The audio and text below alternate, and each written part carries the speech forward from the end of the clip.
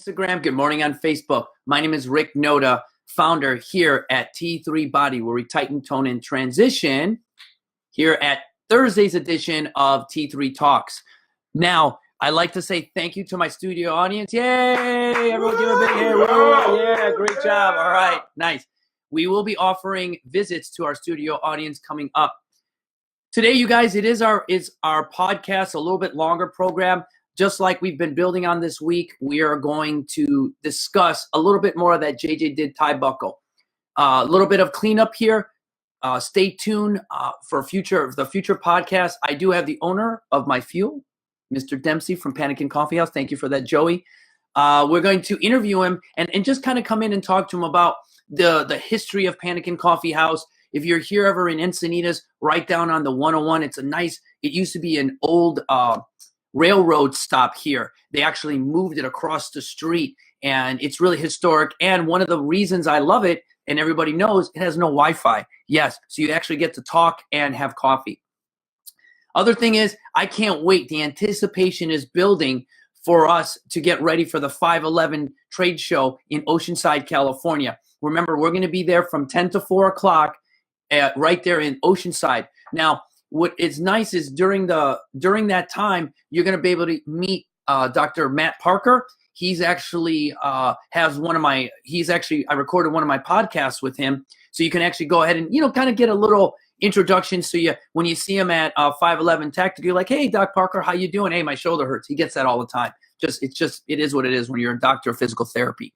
And also attending will be that first aid professor, Randy. So as he comes in, he's going to be shooting in and out, you guys, just to see and then just offer you, again, part of our ecosystem here at T3 Body. We often surround ourselves with a great team of advocates. And my producer and I will be doing some podcasts there. So if you do have a business or if you're a veteran that's looking to promote a little bit, I have a total of how many, 2 viewers? Yeah, woo! And there's my producer's one and my wellness coordinator's the other. But building the day will come. My goal is, again, inspire, our motivation will inspire to be better. And if I have this media here to get this out there, you guys, I will share it with you, with everybody that I can. Now, building on leadership and building on JJ did tie buckle. I want to start again with the story of leadership and how I had to literally go against the grain as a leader, because I often say that a good leader can talk about the uncomfortable situation. Now, when you're a Marine and you're surrounded by other leaders, you can figure that it's a room of alphas, or alpha people, but it's not always like that. So you could see that in the Marine Corps, we have a saying, there's a lot of hammers, but the sledgehammers, whirr, are the ones that train other Marines. So drill instructors, the ones that train future Marines, they're hammers. Because believe it or not, in order to be a drill instructor, you have to go to a drill instructor boot camp, and other Marines train you. Those Marines that train those other Marines, they're sledgehammers. All right. I was a non-commissioned officer in E4, a corporal, and my job was always to make sure that everybody in the platoon stayed fit, and that we always made our physical fitness test, and that we were always in the top 2%. One of the things I prided myself and my buddy Sean Vella is that the comm battalion, or our comm platoon, was always the most fit. I'm going to get some backlash from that, from all these other, from these grunts and all this. But just know that even though O3s and all that, all the other services or all the jobs in the Marine Corps, we have our radio, our 2 days worth of food, and our stuff, you guys. What's our life expectancy with that big ass antenna? It's changed a little bit. It was 5 seconds, but that was just a little bit of pride there, a little ego for us Marines. All right, now the story about JJ did tie buckle. I was sitting there. I was with 5th Battalion, 11th Marines, and I got short. And what short means is that I was almost at the end of my enlistment. And being at the end of my enlistment, they had said that they have to decommission you. You have to make sure that you're a little bit more of a civilian. How did that work out, Esteban? Did that work out? I don't think so. I think they missed a little bit there. No, just kidding. But with that, there's a certain amount of classes you do and da-da-da. So to do this, they took me out of a Victor unit, which is a combat unit, and they put me into a headquarters unit. So I was with 5th Battalion 11 Marines. My buddy Moses is the foreign observer. My buddy Sean is another comm guy. Brian Castle, he's an artillery putting rounds down range. I got my buddies who are wiremen. It was probably the awesomest, most unit out there. We trained for war every day. I love that. I just love saying that, because we did, 9 charges in a howitzer, you guys. The reason I'm a little harder of hearing is not only that squelch, those howitzers can just rock. So as we're there, they say, hey, Cole, when they led our company PT, how old do you think they were? 23. Okay. 36. They were in their 60s. Whoa. Okay. Because in order to become a major or a general, you have to go to college, you have to do this. So the guy in front of me, as I was 18, all right, or at that time I was like around 22, the guy in front of me leading 300 other Marines is in his late 50s, possibly in his 60s, all right? And just for you to know, is going to probably kick the ass of 50 of the Marines in there, okay? So as we start, they start PT all the time. Left face, quick time, go. And then you start a little jog. As you're doing quick time, as you're jogging, each platoon is getting their spacing so that everybody's in step, left, left, left, right, Leo. You average about, don't laugh, you guys, in a platoon like that, you'll average 8 to 9 minute miles.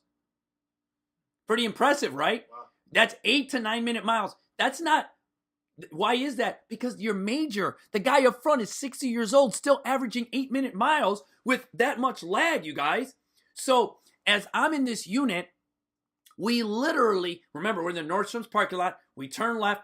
We're leading off. It takes you about maybe 2, maybe 5 minutes to leave the parking lot, because if you're third or the fourth group, it takes a little while to get those troops through. Before we leave the blacktop, 4 of my Marines fall out, meaning I can't do this. It's too fast. 2 are men, 2 are women. They fall back. The way that the battalion and the company PT works is they let all these guys fall behind. So 4 in my troop, 3 in another, 10 in another. So there becomes an additional platoon at the end of everybody that can't meet the standard of that company PT, physical training. What do you think the major does, you guys? He loops around. And guess what? He takes the 277 Marines that are still meeting the standard, and he brings them all the way back to you. And then you get back with your platoon, and guess what? Left, left, left, right, Leo. If you fall back again, we'll do it over and over. So I will tell you, he could start out in his brain and we were going to do 3 miles. Guess how many miles we sometimes end up doing? 10. And it's not because he intended doing 10 miles, it's because he wanted to show that Marine, the one that falls back, hey, you don't got to go fast. You just got to stay with us. And over 10 miles, so we would get together as a group. Now the pace slows a little bit. Now we get back. That's that first run. We get back and I lose it because I had 4 Marines fall out. Not halfway through. Not 3/4 through. We never left the parking lot. And they fell back. So I asked my staff sergeant, who is in charge of company PT, and he said, no one. I mean, we just kind of, we're not war dogs. I mean, we are, but we don't train like you, Corporal Noda. You're in a Victor unit. I said, thank you very much. So because I had been attached to Force Recon, meaning I was there to give them radios and they did everything they did, and they were nice enough to let me do the training. So those 4 Marines that fell back, what I did was I kind of tightened up the discipline a little bit. Our platoons, when we went from one place to the other, if you were, and this is funny, you guys, I never told you this. I didn't know if you knew this. But if you're on Camp Pendleton and you're walking by myself, I could walk no problem, all right? If you Esteban, my producer, and Armando, my wellness coordinator, are walking together, you must walk in step. Left, right, left, in cadence. So you will go on any military base, and if there are two people walking, they'll be in step. And you'll see it. It's kind of funny and it's kind of cool. I will. When I first met my wife, I would always get in step with her, and it'd mess her up. So as a platoon, we would march our platoon. So what I had those 4 individuals do that fell out, they ran around the platoon. So I would go platoon, out, hand, hook, left, face. I'd go left, right, and then they're running around. And then let's say we're gonna go eat at the chow hall. I would say, okay, you 4, boom, sprint to the chow hall, come back and come back to me. Sprint to the chow hall and come back. So if you notice, I didn't ask him to do extra PT, physical training. I didn't ask him to do that. As a leader, I had them say, hey, I'm going to help you manage your time. I don't want to hear any excuses that you're too tired from work. You can't do this. I'm going to show you how I learned from recon, how they stay in shape. Huh. Well, you don't want to know something? You'd think I would get a meritorious mass, or I would get something go, hey, Corporal Noda, you're doing great. No effing way. Like in 30 minutes, I'm in front of my commanding officer, not the guy that ran the company PT, the guy that's in charge of almost everybody in between us, all right, and locks me up. What are you doing? This is not force recon. You've got to treat these WMs with more respect. You got to do this. You got to do this. You got to do this. And I'm literally getting shelled like this by him. But I'm a leader. And I know JJ did tie buckle. So I keep my bearing. I keep my judgment. I'm going to use tact. I'm going to be empathetic.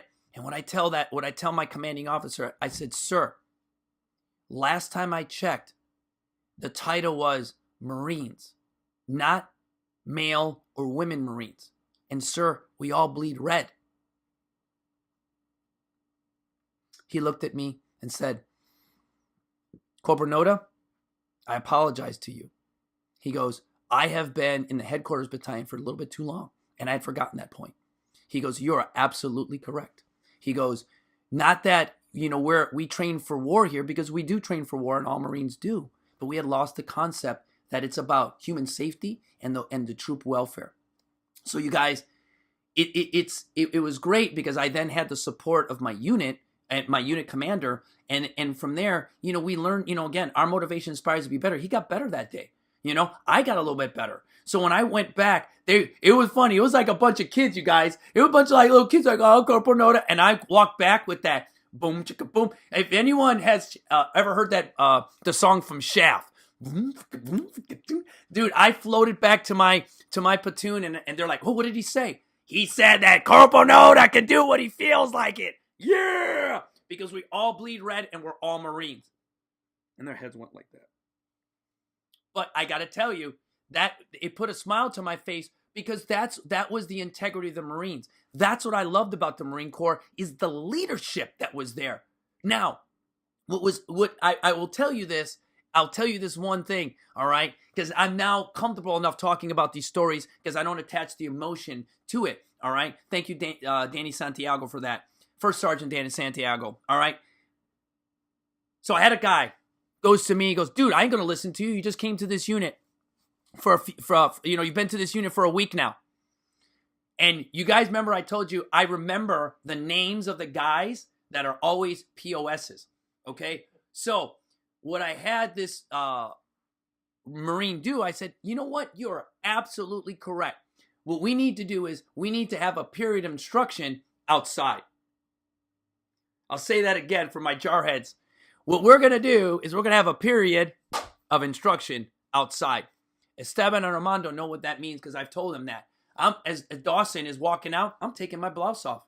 I'm literally taking my blouse off. Dawson's going, what you doing? I go, Marine, there's two things that are going to happen right now. We are going to figure out if you're going to either listen to me in one of two ways. One, with force, we're going to go at it right now. Or number two, you're going to just shut up and go back in there and understand that I'm a veteran and I've been with a Victor unit and you've been in this headquarters element too long.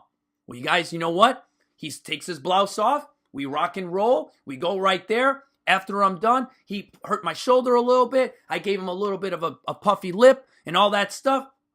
After we're done, Dawson sits in there. I go, platoon, hoot, locks up. Later that evening, we drink beers and we came to a physical understanding, all right, that not only was my leadership here, I also had a little bit of that too, all right? So I don't ever recommend that, but in the military, specifically in the Marine Corps, sometimes that's the quickest way to solve that problem. I usually recommend using your words, but what I loved about that was right once Dawson got in line, he was my best attribute. And what that did for everybody else is that it allowed for me to command respect both ways. And I'm not a big fan of all that. But again, sometimes as a leader, you've got to flex. You got to flex with that. All right. So, but you guys, that sense of leadership, I could have been really scared. My commanding officer literally could have charged me with 134. That's the general article. Most people don't know in the military, there's a thing called General Article 134. If it's not been covered, if it's not been written about, or it's just some dumbass thing you just decided to do, they can hit you with that. You know, all these guys using Snapchat on the firing lines, they're getting hit with General Article 134, conduct unbecoming of a Marine, Operation Security. Go put an orange suit for using a 10-second Snapchat. All right. So JJ did tie buckle. All right. We're going to go after this a little bit more because we're about 18 minutes in, and I like to keep these podcasts, our podcast, to about under 30. So we did the JJ did tie buckle: justice, judgment, dependability, initiative, and decisiveness. I'm only going to read the first sentence of each of them, and then we'll move on to the tie and then the buckle.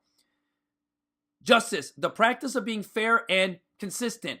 A just person gives consideration to each side of the situation and bases rewards or punishment on merit. I actually read two sentences because, it made more sense. Sorry. Judgment.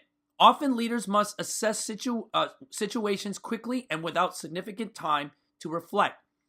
The Marine Corps refers to the 70% solution. Go back and to the other podcast and see what the 70% solution is. Did, part of the D, dependability. Amidst the stress and chaos of life/combat, there often is no telling how people will react.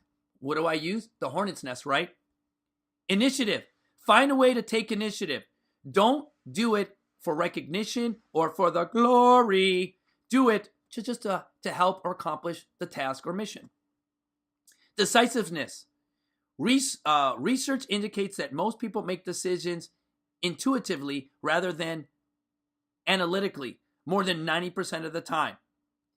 Make more sound decisions and be a little bit more analytical. Now, here goes part of the tie buckle, all right? Tact. Tact is the ability to communicate in a language that best allows a listener to understand the message or meanings that's being communicated and to be motivating to act upon it. Now, here's what I'll tell you about tact. Tact is something that as a financial person, as a Marine, and as a nurse is super important. I'm not going to go to Esteban or Armando and say, hey, you know what? In a class of everyone, say, you know what? This podcast wasn't our best. I think that da-da-da-da-da-da. Because what that's going to do is that's going to allow others to listen. And number two, formulate an opinion on something that honestly, I don't need it. All right. And it makes that individual feel like, even though the people in the room, he may feel like he's getting attacked, because there's always the peanut gallery. So what tact does is I'd go over to Esteban and go, hey, dude, you got a few seconds? Let's come over here to the other room. That's it, dude. Because now I've allowed that person to be more receptive. All right. Integrity. Integrity in a leader is reflected by honesty as well as a desire to inspire and a devotion of values. That leader constantly tries to communicate to those he or she leads. You guys and these guys could say yes or no. Am I always teaching? Always. Always teaching. And I'm always teaching because you guys, that is the reflection of me being honest. I often tell everybody I use half truths. I don't lie. I tell you half the truth. Because what did Jack Nicholson say? You can't handle the truth. But no, it is. Because what a half truth tells you is it gives you a little bit of that harsh reality. So I may, using tact, using my better judgment, I might go over to my producer and say, hey, dude, you know what? You've been killing it on your restart right now. But you know what? I saw you the other day kind of like cheat a little bit. You're like, yeah, I know I did. And, I had a beer where I'm not supposed to have any alcohol. And I'm like, okay, hey, you know what? Just when that comes out, call me. Send me a text. Let me be that resource. Let me help you like not pick that up. You guys, that's integrity, man. That's I often put on my websites because I care. No, it's because I have integrity. I'm honest, you guys. Endurance. I love this part of it because this is where fitness comes in. Do you notice how we talk about JJDIDTIEBUCKLE and we talk about leadership? I'm what? 1, 2, 3, 4, 5, 6 letters in. And now this is what everybody thinks us Marines do. Fitness. No. Endurance. Enduring leaders defaults to responsibility. If some things must be done, then it must be done, even if the best resource or relevant trainings aren't available.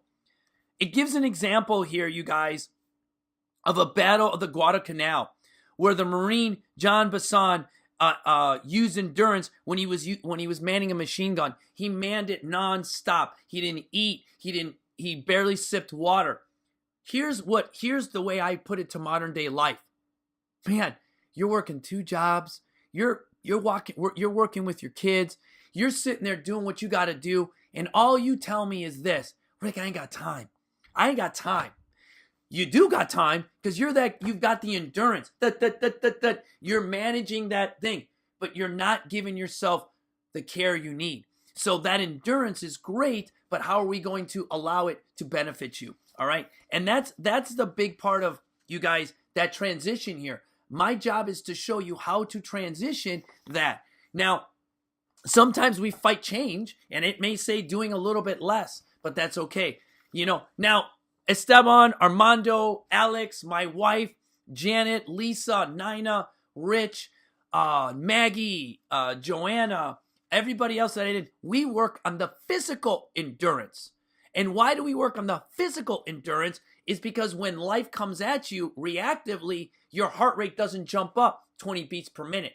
As I sit here, my heart rate's probably at because I'm on camera, 53 beats per minute. It's a little high normally. Because every time I go to the doctor, it's like 40. You know what I mean? So if something pops off or something starts to happen or Esteban gives me some bad news, my heart rate may go up to maybe 60. Not starting at 70 and all of a sudden goes to 80. That's endurance. All right? Now, bearing. All right? Now, bearing is different in a lot of different ways. The Marine goes, a Marine with bearing is driven towards a goal with purpose, jumping at the opportunity with self-improvement that increases his ability to reach this goal. Bearing is about challenging that drive to other people. Leaders with bearing know where they stand, and they understand the environment in which they work. They set an example for others to follow in both attitude and behavior. Now, I will tell you that my bearing that you see is one of passion, drive, and commitment. All right. So my bearing is a little electric. Now, my buddy Moses, who is a lieutenant as a police officer in Joliet, and Sean, who is another officer with Colorado, serve with me. When I serve with them, it's different than you see me here in the civilian sector. All right. My bearing is a little bit more outgoing. My bearing is a little bit more loud. I will even use the words because I can make fun of myself, obnoxious, because I can. Not gonna lie, I can't. But in the Marine Corps, I'm not that guy. I'm a lot more reserved, and I'm only focused on what is the task that I'm doing on. And you know why I can do that, you guys? Because I take care of everything. My quarters were taken care of. My medical care was taken care of. My food was provided for me. I was told what to eat, drink, and when to do it. So it's real easy to hold bearing because what? There's not a lot of distractions. You're focused on that mission, and that mission is the only thing that matters and in troop welfare. So bearing is something I work on every day because I lose my bearings sometimes. I'm not going to lie, but that's why we're trying to get a little bit better every day. Unselfishness. An unselfish leader makes decisions that benefit as many as possible without worrying too much about themselves. They look out for the welfare of their team behind simple job descriptions, legal concerns, and even in own personal discomfort. They'll hear it right here. I'll say it all the time. You know what? I don't know if my insurance is going to approve on this, but let's do it. My unselfish behavior is this podcast has a lot of unselfishness in there, because I'm throwing out the possibilities. I'm throwing my opinion out there, and most people say unselfishness is another word for vulnerable. All right, I'm being very vulnerable right now. All right, courage. Oh my God, didn't we do a podcast on courage? Nice, didn't we? Yeah, go figure. Courage is never as easy as most people think. Courage is something, like I said, is ordering this cup of coffee. If you're not an outgoing person, could take courage. What does the Marine Corps say? Courage is never an easy commodity to find. Whether it's this disciplining a subordinate, standing up to superiors, or facing swarms of charging files or charging enemies, charging numbers, charging people shipping from FedEx. You can implement all that. Courage is situational. It lives in the moment when it's required by people who believe in themselves. And its priorities beyond personal comfort and the risk of pain or even failure. So just because you're courageous doesn't mean you're going to succeed. Even firemen go in fiery buildings and don't always save everybody. Marines go in to take care of it and get people, and the people are dead. It's not cool things, but it just took courage anyways. Courage is doing what's right, adhering to a higher standard of personal conduct, to lead by example and make tough decisions under stress and pressure. It is inner strength that enables a Marine to take that extra step. Now, courage sounds a lot like grit, maybe, yeah?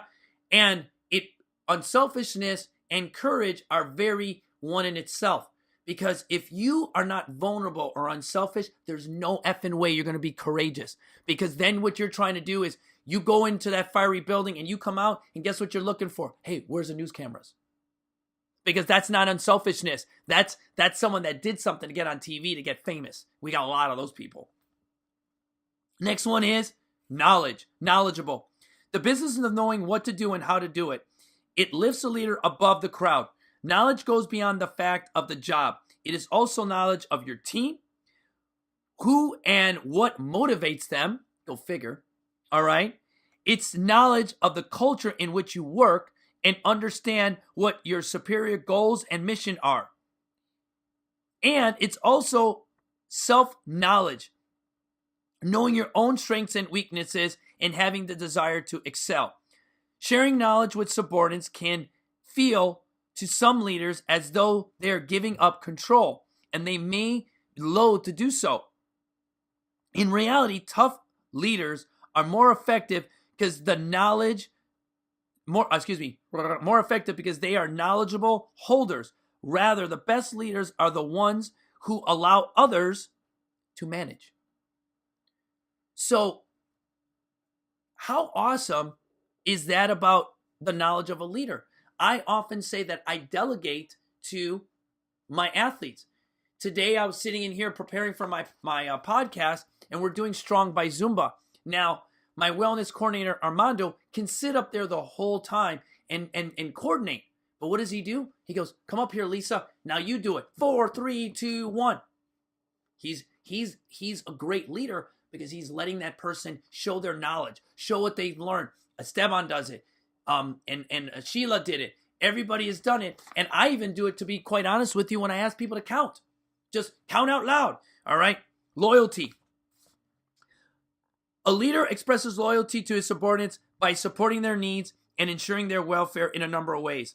Subordinates express loyalty to that sort of caring leadership by positive and efficiently carrying out the leader's orders and instruction.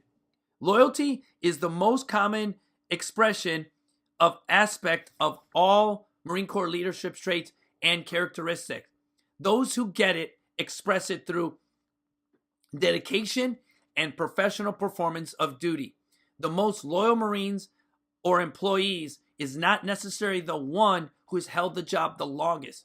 Some are simply making time with little or no interest in making valuable contributions to the organization. So just by me doing this podcast, everybody could tell I'm loyal. I'm a very loyal person to the Marine Corps. I love that they took a boy and turned him into a man. Now, enthusiasm. Oh, God. This is your forte here. I know. This is it, bro. This is literally where I'm at. When we're enthusiastic about something, we're willing to sacrifice for it. People who are enthusiastic about a cause will sacrifice time, money for it. We just spent a lot of money on that podcast coming up because I'm enthusiastic about it. People who are enthusiastic about their jobs make sacrifices at work to educate themselves to do better. Men and women who are enthusiastic about being Marines or workers understand the sacrifices may come at a very high price. You guys, when I used to leave, I used to tell my wife, Glee, which was her birthday yesterday, and Alex, X-Man, I'd say, she goes, where are you going? I said, I'm leaving. She goes, when are you going to be back? I go, can't tell you that. She goes, be safe. Be safe. She goes, are you going to have fun? I go, yeah, I'm going to blow things up. I was totally enthusiastic. But I was gone for 3, 6, 8 months. Now, back then in my era, don't laugh. You guys are going to laugh. I would go then and would have to pick up a payphone, just like in prison, call, and hope they were home because cell phones weren't that great back then, all right? And if they were home, great. I'd say, hello, hey, pick up the phone, boop. Or, hey, you guys, I'm out, I'm okay, everything's going good, I'll be home soon, see you guys later, click.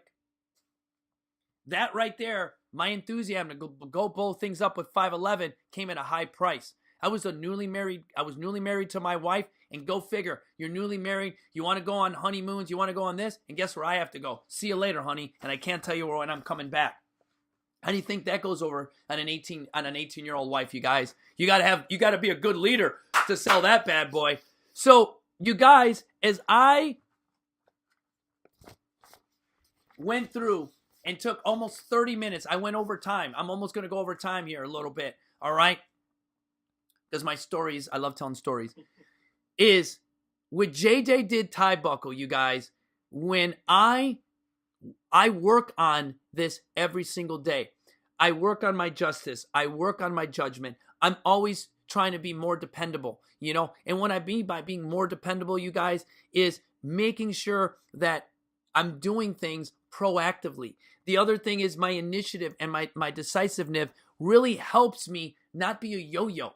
You know, it's really nice that if I've taken in 70% of that information, I'm going to stick to what I can do. As I'm getting real-time information from someone, I'm going to better that. Now, with that decisiveness, you guys, comes that tact. Using that tact is something that, again, we can always work on. And if you're a manager, that's something that, again, and I know in some of these retail places, I've seen lack of tact because someone's actually correcting someone right there.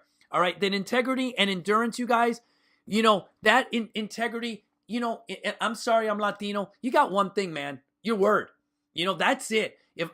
When I was on welfare and I was this, all I could tell you is like, hey, Esteban, I'm going to meet you there at 3 o'clock. I ain't buying you lunch. I ain't going to do anything because I just wasn't in, but I had my integrity because you know you can count on me that I was going to be there at 2:45. You know, that's the thing about integrity. The nice thing about that, you guys, bearing unselfishness, you've got your courage, knowledge, and loyalty, you guys. When someone tells me they don't have things to work on, to motivate themselves, to train in the gym, work on JJDIDTIEBUCKLE, man. apply the 7 P's and train smart. And you guys, what that does is it gives you the guidelines to work proactively and use the language that I've used, meaning the hornet's nest, and controlling the hornet's nest helps you control your mood and allows for you to be the best version of yourself. So stay tuned, you guys, for our next podcast, which will be next Thursday, which at that time we should have the owner from Panic and Coffee House. Remember, we will be at 511 Tactical in Oceanside from 10 to 4, right off of the 78 and there in Oceanside. And join us for Potato Chip Mountain or Mount Winston, 6:30 in the morning, rain or shine. We're going up in 57 minutes, and we're going to pop right down. And before you know it, we're going to be at 511 Tactical, showing people BMI index. Our motivation will inspire you to be better. Esteban, thank you so much. My studio audience, thank you so much. Hey, I'll be sipping my Joe, you guys.